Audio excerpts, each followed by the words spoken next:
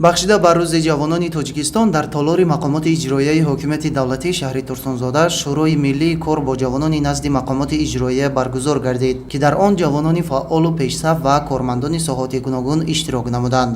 гуфта шуд, ки таваҷҷӯҳу дастгириҳои ҳукумати мамлакат нисбат ба ҷавонон ҳамеша дар мадди аввал қарор дошта, барои фароҳам овардани шароити мусоиди донишандӯзӣ, кору фаъолият, касбомӯзӣ ва амалӣ намудани тадбирҳои созандагиву бунёдкории онҳо чораҳои муассир андешида мешавад. ин аст, ки ҷавонони кишвар бо дарки баланди миллӣ ва эҳсоси ғамхориҳои пайвастаи давлату ҳукумат дар чорабиниҳои сатҳи баланд, аз ҷумла мусобиқаю олимпиадаҳои байналмилалӣ иштирок намуда сазовори ҷойҳои намоён гардида, парчами Тоҷикистонро дар арсаи байналмилалӣ баланд бардоштаанд. дар ин баробар таъсиси квотаҳои президентӣ ва пешниҳоди барномаҳои гуногуни таълимӣ, инчунин бо стипендияҳои президентӣ дастгирӣ намудани ҷавонон имкон фароҳам овард, то онҳо ҳарчи бештар рушду такомул ёфта ба халқу ватани худ хизмат намоянд. сипас аз фаъолияти шӯъбаи кор бо ҷавонон ва варзиши шаҳр натиҷагирӣ карда, як қатор фаъолон бо стипендия қадрдонӣ шуданд. дар идомаи чорабиниҳои тантанавӣ бахшида бар рӯзи ҷавонони Тоҷикистон, роҳпаймоии осоишта зери шиори мо ҷавонон пайравони пешвои миллатем